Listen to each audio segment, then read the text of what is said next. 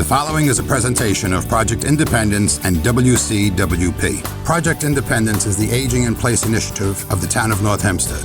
Welcome to Project Independence and You. Good morning and welcome to Project Independence and You, Community Talk Radio on 88.1 FM and WCWP.org. I'm Rebecca Miller along with Otto Lohse and Kristina Liu, also with Dan Cox. And today's show is going to be a really good one, as they all are, because Kristina pulls these shows together and we always have some really good guests. So I just wanted to say good morning, Otto. How are you today? I'm fine. I'm doing well.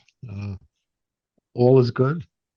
Had a little technical problem when I tried to set up for the show, but it's straightened out, so that's good.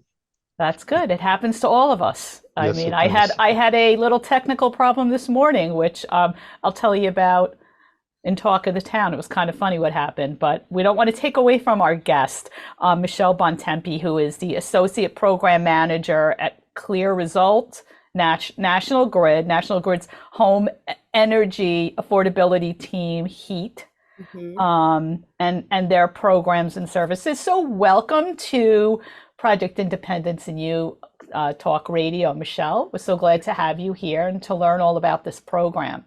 Thank you, and thank you for having me. Oh, great. Well, so why don't you just give us a little bit of a background on National Grid's Home Energy Affordability Team and what the services and programs are? Sure. So the Home Energy Affordability Team, otherwise known as HEAT, is National Grid's income eligible program for customers or National Grid gas customers. Whether the customer owns or rents, they may be able to take advantage of the program. What happens is we conduct a home energy assessment. During that home energy assessment, we're looking for ways to help lower the gas bills and also make the home more energy efficient. So we can install items such as low flow aerators and shower heads, programmable or Nest thermostats, CO detectors and smoke detectors for health and safety. And then once we're finished with that home energy assessment, we're looking, like I said, we're looking for ways to help lower those or make the home more energy efficient. So we may recommend items such as attic insulation, duct sealing and insulation, even heating equipment repair and replacement, and water heating equipment repair and replacement, as long as it's a gas unit. In order for all those measures to be free or at no cost through the program, we have income guidelines that we have to abide by. So we use HEAP income guidelines. So HEAP is the Home Energy Assistance Program, which I think we'll touch on a little bit later. It's not a National Grid program, but I always like to talk about it. So for one person, for example, a household size of one, the income, let me just grab my cheat sheet here. The income for one, we just actually are changing them as of next week. Is $36,420 for the entire year. For two people, $47,640 for the year. So when you're giving those numbers, they represent the low kind of people who qualify for these kinds of assistance programs need to make either that for an individual or a family. Right. And so with those income guidelines, that tells us where the costs, how much the customer would have to pay into the program. So Michele, I'm sorry, you mentioned the gas customers, and I understand you work for National Grid. I'm actually surrounded on both sides by people who work for National Grid. So, I understand. But there are probably things that you're going to talk about that also would apply to people who don't use gas. Where I'm going with it, in other words, is if you're not a gas user, you can still listen to this program because some of these things might apply to you as well. So it's worthy of listening, basically. Right. Thank you. So I will then take a little step back because yes, most of the programs that I'm speaking about today are for gas customers. But I can speak briefly about that Home Energy Assistance Program. That's HEAP.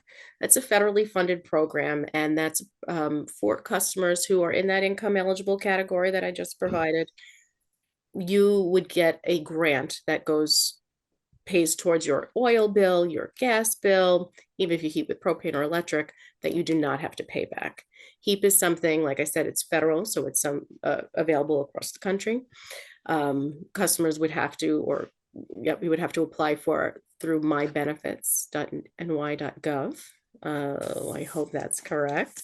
So that's the same website where you would also apply for SNAP. So SNAP is the Supplemental Nutrition Assistance Program, formerly known as food stamps.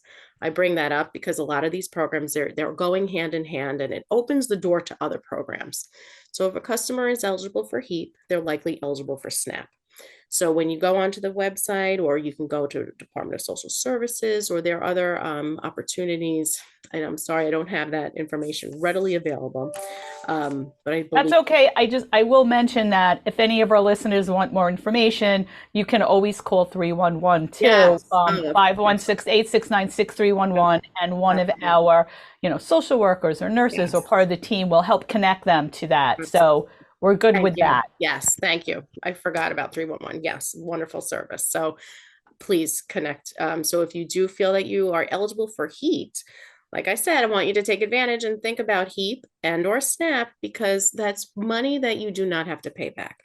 So for example, for a gas customer, the grant can be up to about 475, I believe. That again, you do not have to pay that money back. So with HEAP, you get that one time. Then if you receive HEAP, you can get what's called, or you're automatically enrolled rather, in our energy affordability program, and that's National Grid's discount program. And what that means is you would get a monthly discount off of your bill. So in addition to that grant that you would receive from HEAP, if you are a gas customer, you would receive a monthly discount off your bill. As an electric customer, you would also receive a discount off of your bill. And so I don't have the information again for PSEG Long Island, but they do have what's called the household assistance rate. So it's comparable to our energy affordability program. They have their household assistance program. Actually, they renamed that. So you can get a discount off of your electric bill per month. You get a discount off your National Grid bill per month. And the more services you receive, you get more discounts. So that I do want to share as part. Those are services for anyone. That does not have to be a gas customer. Now, Michelle, do you Mhm. like, okay, I say, oh, I want to find out, and maybe I can go through Project Independence, but maybe I say I want to go directly to National Grid or somebody, and I saw something about consumer advocate. Is that Yes. um, So yeah, we have National Grid and also PSEG Long Island. So again, for our electric customers, there are consumer advocates for both utilities. And these consumer advocates are there to assist our vulnerable customers in any situation that you find yourselves in. If you find that you need some advocacy on behalf of your utility bill, or if you have some questions about HEAP or how to apply for HEAP, those are our consumer advocates are here to help those customers. how would you contact a consumer advocate? Yes, though that phone number, let me just pull that up. Oh, You've got a phone number, 844 number. Is that it? 375 heat? No? that is our heat line, I but got an Okay. 800 for hours. 930 5003. Yes. But we do have, let me look in one more spot. My apologies. I thought I had it up here. I had the wrong brochure. When we're talking to, and I'll just start like talking a little bit because I'm looking at a grid that you provided us concerning how the household qualifies for the discounts, and its household size goes by people. But I'm sure the size of the house really also makes a big difference in the bill ultimately, with the bill. So so the household income, if it's one person, the maximum annual income is $31,320. So if they're under that or under, they do qualify for heat Right. for the If program. And right. then the income goes up based on how many people live in that home. Right. And if the account holder grosses 95,000, I'm sorry, 95,000 we'll say, or less, they may be eligible for subsidize work through our program. So the home energy assessment is always free. If there are recommended measures, if a customer, we find their income is higher than that 35. So say the income for one person is 54,000 or 58,000, we would be able to subsidize 75% of that work scope. So if, say, for example, we recommend that this customer needs a heating equipment replacement, we would subsidize 75% of that, and that customer would be responsible for only 25%. So we have customers now that are paying about $2,000 for a brand new heating system because they fall within that category. So we are able to serve customers up to 80% area median income. So that's that 95,000 or so. I'd be willing to wager a lot of money on the fact that there are seniors listening who may be retired 15, 20 years ago. $95,000 is a number that a lot of people might fall into. Yes. In my opinion. I mean, I know men who were policemen 30 years ago, and they had a big pension, and now their pension is like, under 95,000, I can assure you. I think a lot of people might fall into that category. Yeah, and we have been seeing that, Otto. We are working in a couple of communities in Nassau County that we are finding exactly that: retired police officers, retired fire department, people who have been retired for some time. And something to keep in mind, we are not looking at assets, we're only looking at income. So that's something that is helpful. When you say income, like if you happen to be fortunate enough to have like an IRA account and you have to take a distribution, is that income? Yes, that does consider it as income. So anything that comes in, basically. Right, exactly. Yeah. Okay. So, I grew up on Long Island. I was raised on Long Island.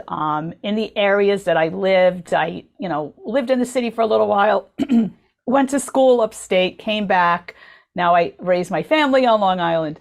For the most of my time on Long Island, we used oil. It was oil heat. We didn't even have access to gas.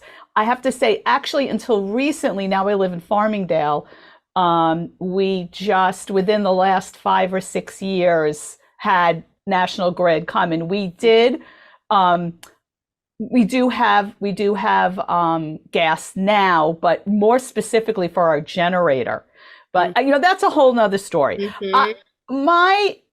So what happens? How do you kind of even start to consider? Because I know that for a lot of areas on Long Island, there has always been gas, but for a lot of people, especially my generation, most of my friends in the areas that I've grown up, Otto, I don't know about you where you are, and I know Kristina, we all grew up on oil. We had oil burners, we had our tanks in the ground. And gas, our family coming from the city always had gas, but, so what, is there a benefit, or how does that happen when someone who's maybe, living in their home, they're aging in place, that's our program, we want to keep them there, someone who's considering gas, is that part of the assessment that you would go in and do? Like, is it really, does it make sense for someone to switch to gas, or you could have a savings here? How does that whole thing work? So right now we're not really promoting the gas conversions, but what we are looking at and something that we're considering are heat pumps. So these are, whether geothermal, I cannot really speak to the technology too much, but there is a statewide goal for electric or beneficial electrification. So that includes utilizing a heat pump. So that's something that we're looking into, and that's, I think we're going to see in the next few years, a lot more rebates coming down to encourage participants to switch to the heat pumps rather than rather than gas.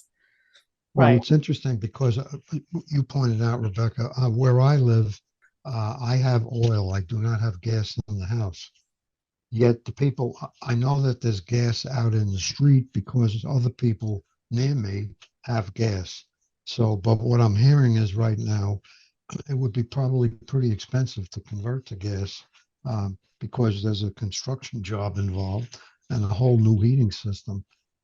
There really isn't. There's I mean, I could jump in just because we recently went through it. I live in an area where we lost our power constantly. Always, if there was a wind, whatever, the transformer blew, and we'd be out for 2 or 3 days. And because of the little area that I'm in, we were the last ones to be turned back on.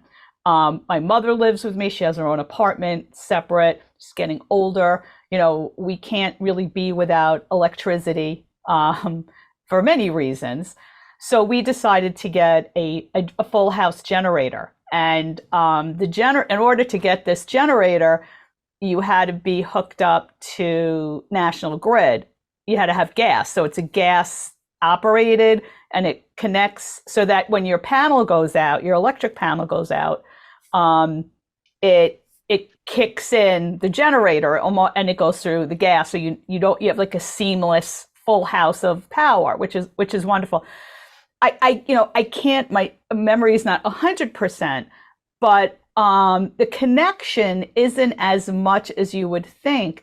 And as long as you had 2 units or 2 appliances using gas in the house, I think that there was no charge. There's something, you have to look it up because I can't remember the whole thing. So what we did was one of our dryers was washer dryer setup. We converted to gas, and because we did that, there was no charge for some aspects. So you'd have to call to find out. So it wasn't as much as we thought it would be. Is what I'm saying. But another question I had about it is initially connecting to it. But we actually have to take a quick break. We'll be back after some messages. You're listening to Project Independence and You Community Talk Radio on 88.1 FM and WCWP.org. We'll be right back. Take WCWP with you wherever you go with the WCWP app. Listen live 24/7 to all of our streams, all from one app. Plus, call the studios directly from the app and visit our social media. Download the app through the iOS App Store on Apple devices or the Google Play Store on Android by searching WCWP Radio, or visit WCWP.org for links. The WCWP app, available now on iOS and Android devices. And welcome back to Project Independence and You Community Talk Radio on 88.1 FM and WCWP.org. I'm Rebecca Miller, along with Otto Lohse and Kristina Liu and Dan Cox. And today we're speaking with Michele Bontempi, and we're learning a lot about National Grid's Home Energy Affordability Team. And just before break, I was just kind of going to ask about initial connectivity to National Grid for maybe, a homeowner. And I know that you said that they don't go in and do an assessment, but before somebody actually connects, would the National Grid kind of tell them that there are these programs out there that might be an incentive at all? Ideally, yes. So we do take a really great approach in letting all of our customer departments, especially our call center specialists, know that these programs are available. Unfortunately, some things do slip through the cracks, and so sometimes these programs are not shared. And so that's why we are out in the community. Right. So not just myself, but the consumer advocates as well. We are trying to bridge those gaps to make sure that everyone knows what programs are available to them. As part of one of the buzzwords you hear about, all these smart things you can get for your home, and one of them is a smart thermostat. Is that something that fits into this program? Yes. Yep. So as part of that home energy assessment, as part of that, the free part of our home energy assessment, if you're eligible for a Nest thermostat, we do provide that. So what's really nice with the Nest thermostats, you program them, you can almost set it and forget it. So it learns when you're in and out of the home. I have ours. We have one personally, although I'm also an oil customer. And it's just really it's a really nifty new little tool. If you are computer savvy, there's an app for it. You can set it while you're out, if you're out of the home and you're on the way back and you want it to be a little cooler, a little warmer, you can set it to do that while you're out on the road. The Nest thermostats are a little more complicated or a little more cumbersome, I would say. They're very futuristic in a lot of ways. So sometimes it's a little difficult. If there are challenges, orthopedically wise, or if that's not orthopedic is feet, right? I'm talking dexterity. If there's some issues with dexterity or eyesight. So we don't offer them to everyone just because it could be a little bit much. So that's where we also offer programmable thermostats. So we like to really, we look at what the holistic, we take a holistic approach when we come to every home. So if we think that a Nest thermostat would be appropriate, we would certainly provide. Now, you mentioned programmable, smart, and Nest. So, well, we can use smart, and I use smart and Nest interchangeably. Nest is so a we got brand smart of and smart. programmable. Right. They're different. Yes. Okay. Yes. I know this isn't supposed to be about thermostats, Right. yet thermostats do have a lot to do with how your energy is used. It does, and that's a great point. Conceptually, all right. Yeah, absolutely. In the mail comes my box with my smart thermostat. I get it from whoever I get it from. Now I have this thing in the box. What do? I plug it. I mean, I have to now have some knowledge, I would think, to be able to hook that thing up correctly. Well, so sometimes with those Nest thermostats, you do need an electrician because there's sometimes what's called a C wire that you need to connect in order for it to function properly. Okay. Excuse me. If you are participating through our program, we do all the installs for you, so you don't have to do any of the installations.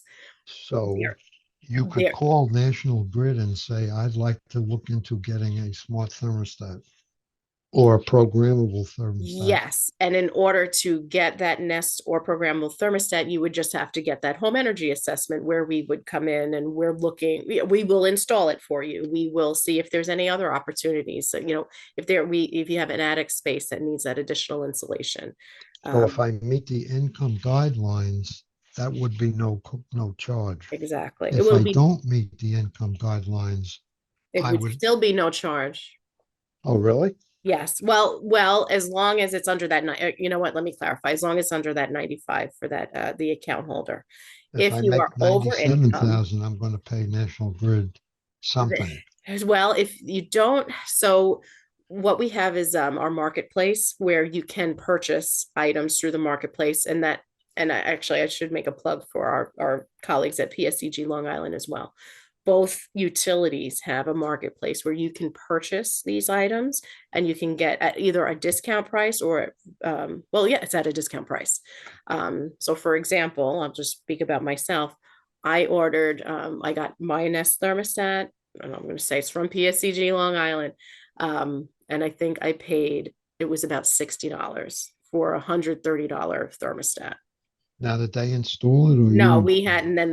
Then we actually had, thankfully we have a friend who installed it for us. So it helps to have a friend. Yes, it does help. It does help to have a friend or someone Yeah, I mean, just because of that wire. I mean, personally, I would like to do something like it. But then I think about it, and you talked about a C connection. I have no idea what you're talking about. Right. And probably most people don't. Right. And I barely do myself. Let's be honest. Yeah. I'm not an electrician. I just know a C wire is needed. So I guess the question would be, how much do you save with a smart thermostat, and how much is it going to cost you to do the whole deal? That's a good question. I don't have the answer for it. Yeah, I'm just talking out loud. Really. I mean, I would say, we do see savings. It's something that is, we encourage it because of the savings. I mean, if you think about it, when you, like I said, with the Nest, or even with the programmable, when you program a thermostat, you program it to be when you're in the home. If you are out, if you know that you're going to be out all day and you don't want to heat your home to maybe you have pets and they don't need the 70 degrees, but maybe, 62 or so. That really does make a difference. Making those changes when you're leaving the house, and keeping the temperature at a consistent temperature, but it could be cooler when depending on what your needs are, right? If it's Okay, last thermostat question. What is the difference between smart and programmable? So the smart is what we call a learning thermostat. So that it programs itself based on the behaviors in the home. So it can tell when you're there, when you're not. It also, if you connect it with your app, it expands the capabilities of it. Whereas the programmable thermostat, that's one that you just set to the schedule that you want it, and that's it. So Okay, it's not doing it on its own. Whereas the right. Nest is a learning thermostat, it can adjust itself on its own. You can access it remotely. Right. Yeah, one of for the them would most, work with this, Yeah, and the other one wouldn't, exactly. partially. Right. Yeah. Okay. I mean, certainly if you don't qualify in these guidelines, and just because you may make over 95,000 and you don't qualify, a lot of the recommendations that you have are great for anyone to be more efficient. I mean, I am not home all day usually there's someone in my house, but I'm just saying for people who are not home all day, to have the house heated but if you could use your phone and heat the house like 15-20 minutes or however long it takes before you get home, that's a great idea. And another thing that I've learned, because the kids are moving out or something like that, are zones. That's something you should have. So you don't want the upstairs in the same zone as the downstairs, because if you don't go downstairs, but on the weekend to do laundry, or something like that, do you really need that same temperature in both zones if you're mostly upstairs? Yeah. It's interesting you bring that up, because my house, we moved here about 24 years ago, and apparently there are zones, and we have thermostats stuck on the wall in several places, but we have no idea what thermostat really controls what, as far as the zones go. So we're zoned out. I mean, we really, we don't know. And I've tried to figure it out, and I've had people who know a little more than me about it. They couldn't figure it out either. So I have two. So I know the one for downstairs is now downstairs, and the one upstairs is all of upstairs, and that's as far as I go. But we're like in this new world. In April, we also did solar panels. So I've got solar panels, electric, gas, and oil in my house. So I think there's a savings somewhere. I have no idea how, but there definitely is, because we also have I have central air upstairs and split units downstairs. Split units also provide a lot of heat. So if I'm using the split units from the solar, it's like you have to be an engineer to live in my house, and to figure out all this stuff. So if you're using that, you're not using as much gas or oil or whatever. So there's a lot of ways to become efficient. Another thing we did, because I've been in the house 20 years, so everything was kind of falling apart in the last few years, is new windows and siding. When they took down the old siding, they found a lot of things getting into the house, and including not some very nice creatures. So that was all shored up, and new insulation and everything up to code. So sometimes there is that initial expense to do things like this. But, one of the programs that I worked on when I first started with the town 17 years ago was access to home. And a lot of the things we learn is, if your house isn't really efficient, you're losing money. If your roof is not, you don't replace your roof, you don't keep up with the roof. and it's going to come down to the windows, and there's water damage and all these things.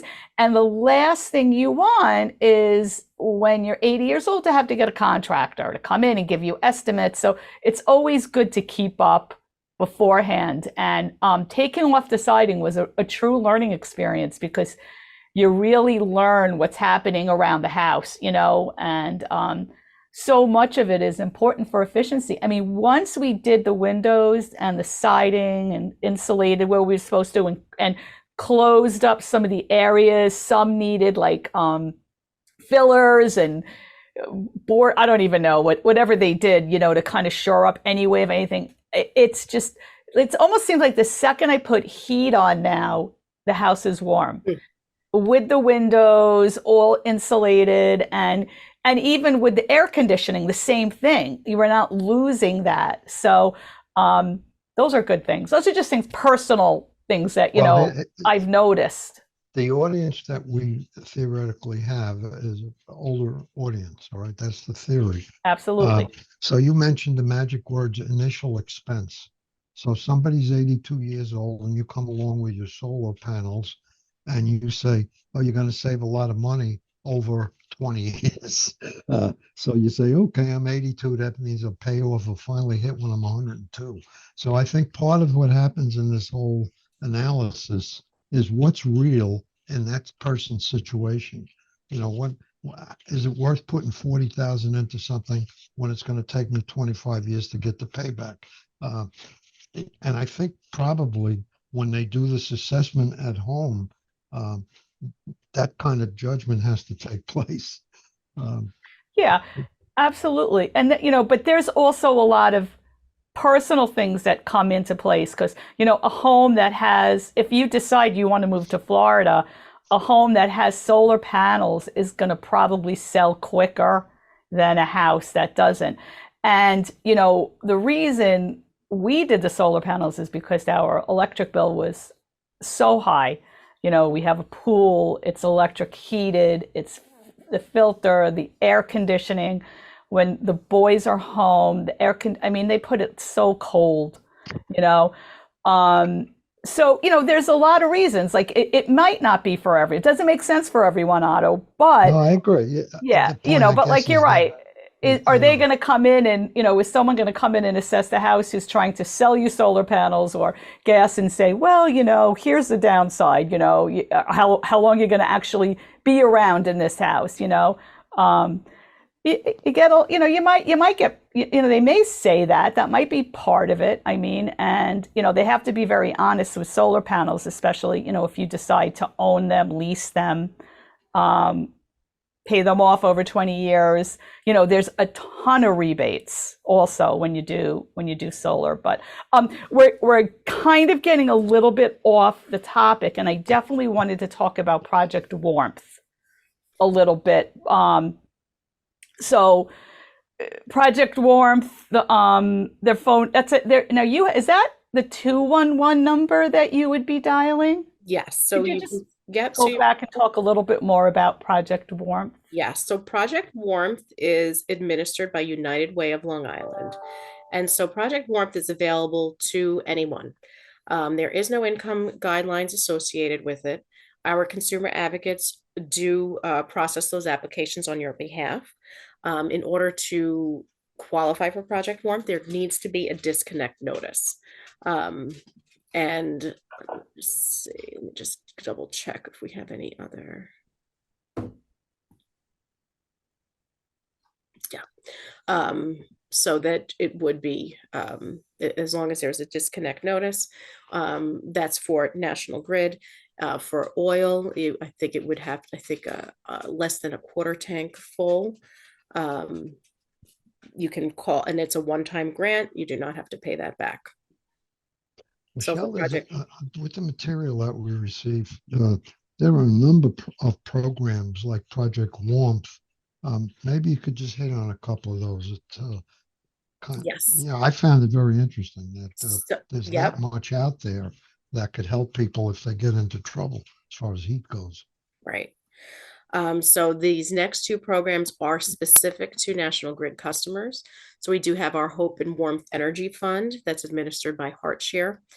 They provide emergency financial assistance to those customers who are income eligible, same income guidelines as heat, actually.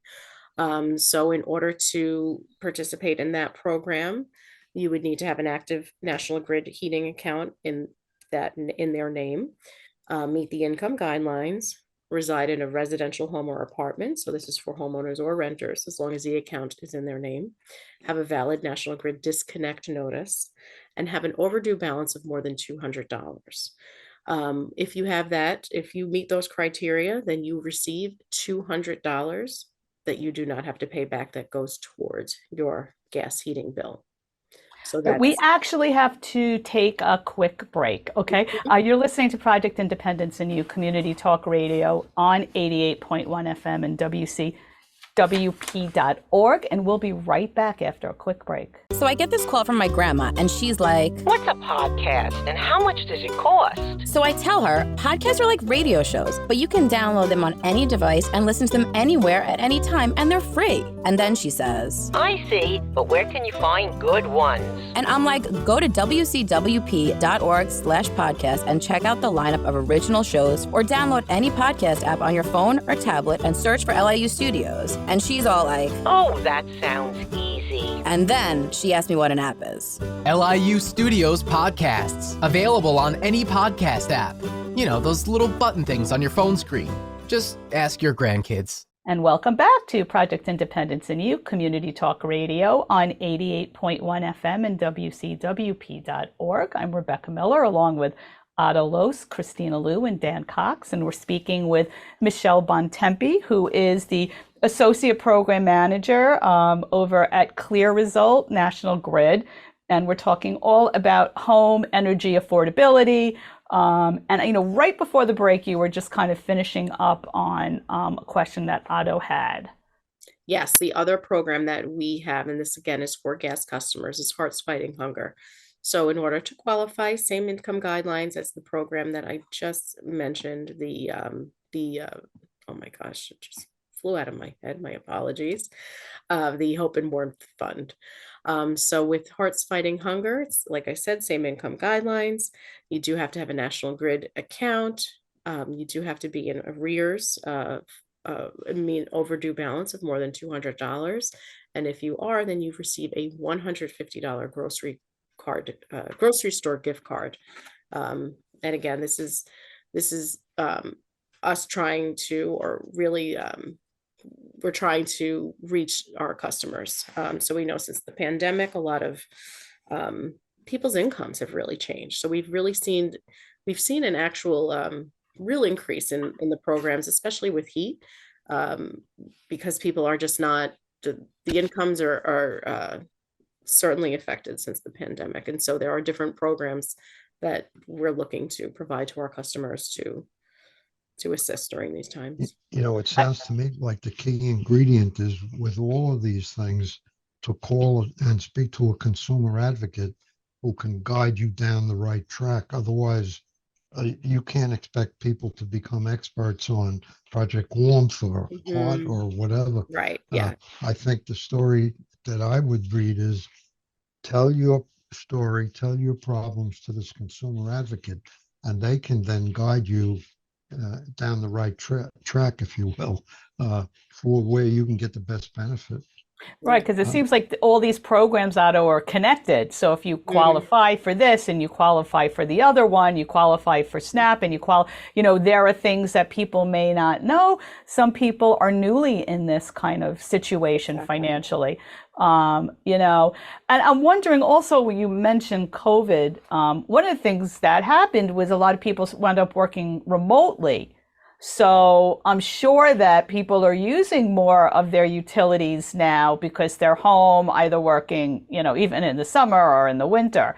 So I'm wondering if that's impacted the use at home. We see it all the time. We see it from the home energy assessments that we are conducting, because we see people's usage. Obviously, well, I shouldn't say obviously, we are going to start seeing more higher usage in our gas, right? We're going into the heating season, so we expect to see more of that. But I do know that from our friends at PSCG Long Island, certainly with the electric, I know even anecdotally myself, those bills have certainly increased. And so, yes, we've seen it. We are seeing that. Yeah. Actually, Actually, yeah, just one, the phone number, like the call consumers advocate is Yes. one, but there was one that really struck me. In your material somewhere, it talks about 211.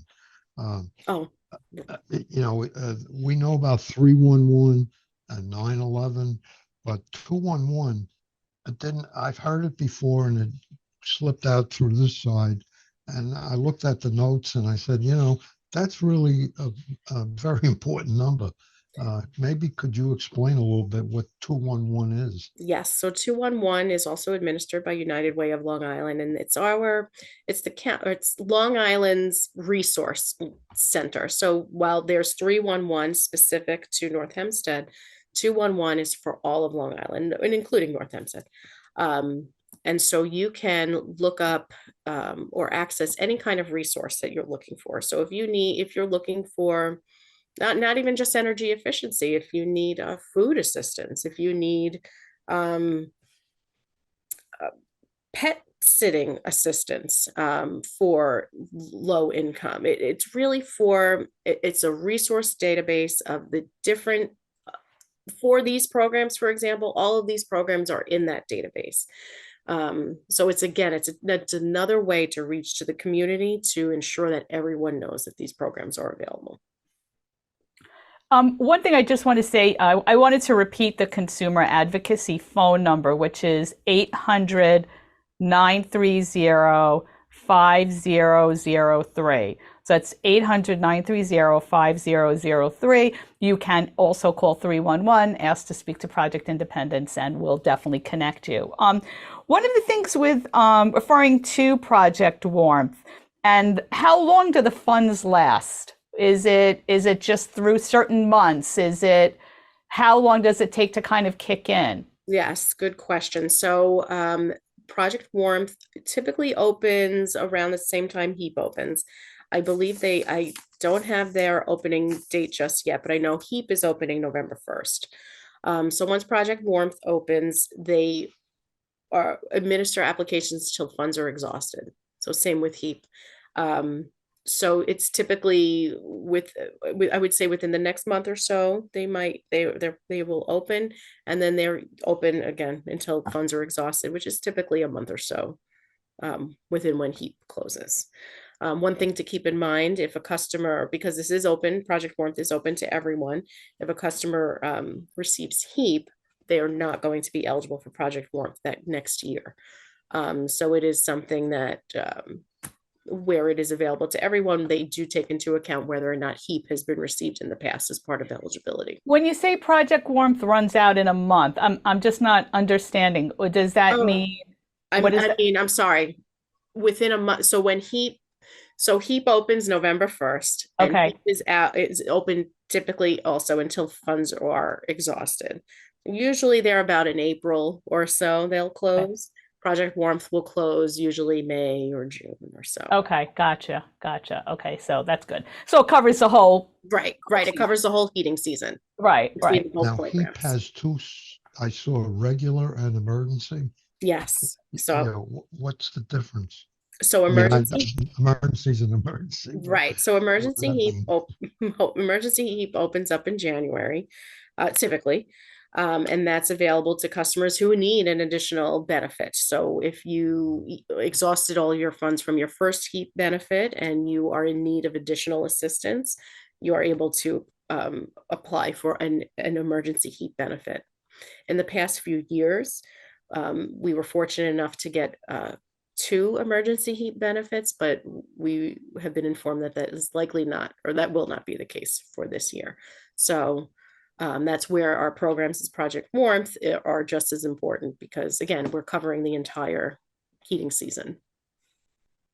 So there are, I assume, different kinds of budget plans you could have with National Grid, maybe including maintenance and not including maintenance. But when I was reading through, I see that HEAP for an annual maintenance will provide up to $400, I guess, costs associated with the maintenance.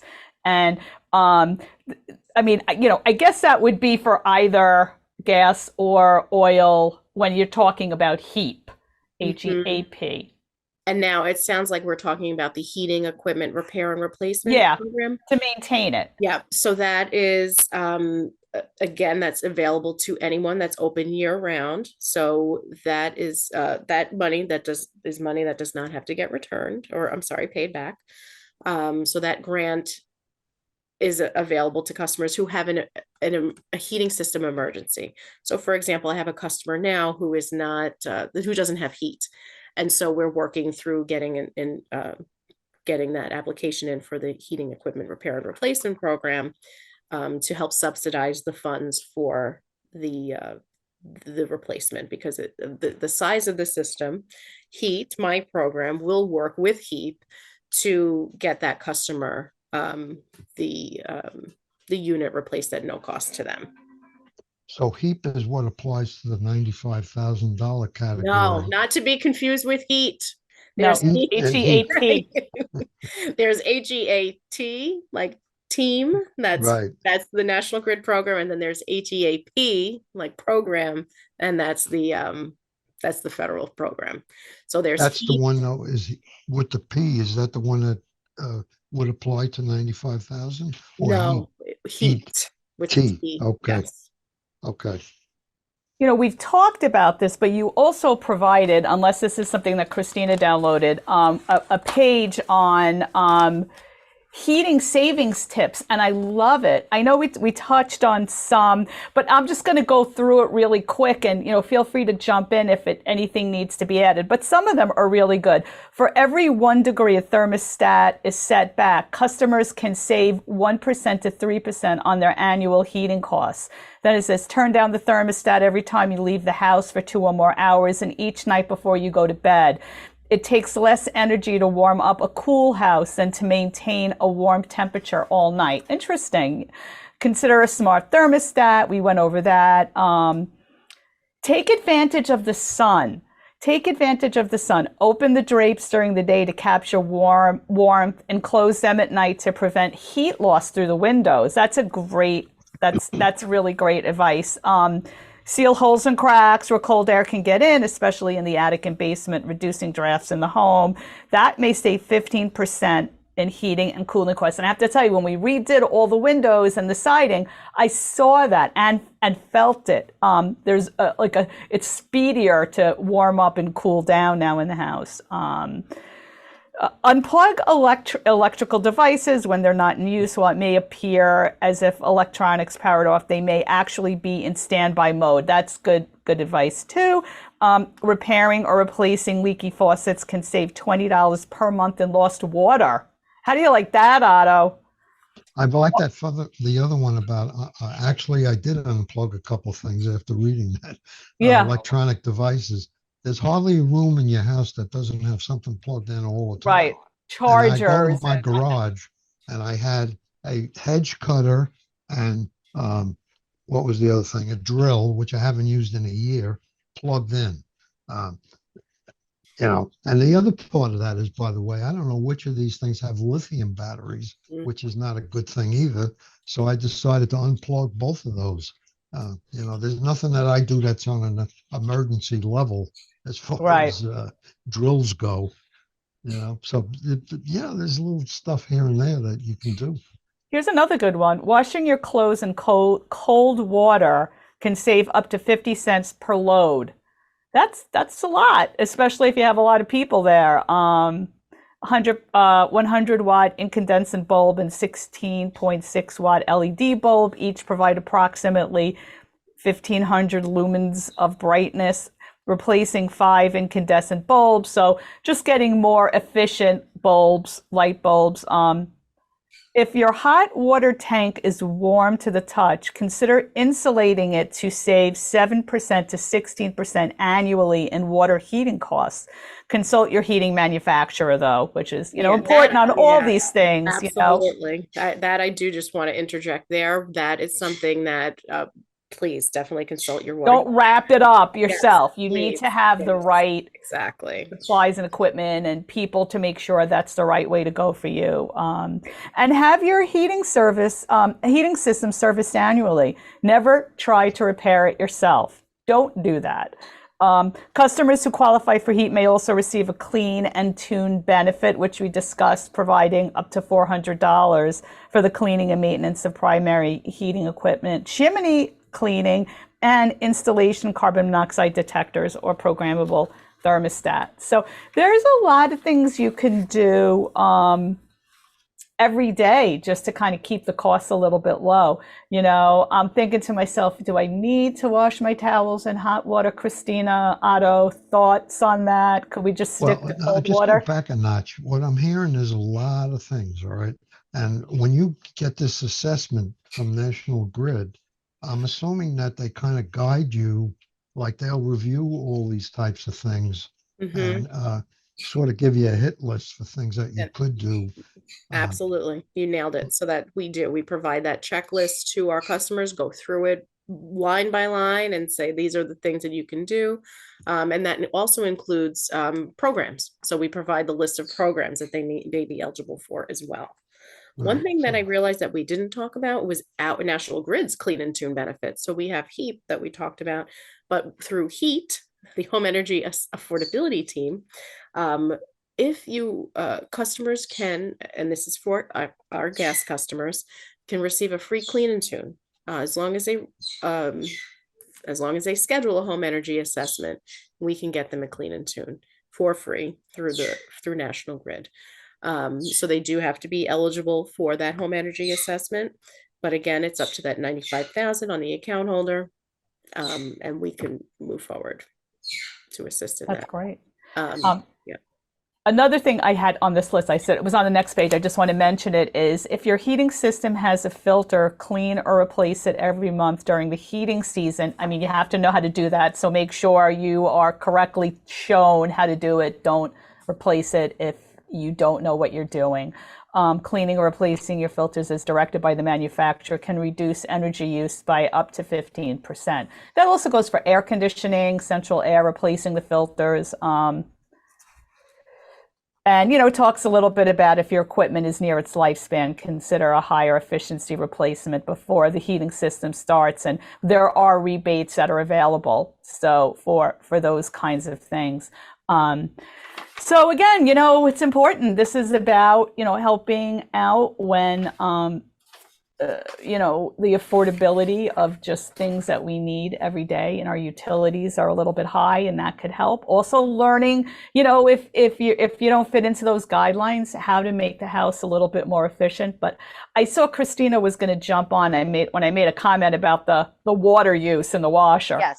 Because I had to buzz in because it's even been on the show. We've talked about it before, and I've watched things that now with new machines and the certain detergents that you can just wash everything in cold water.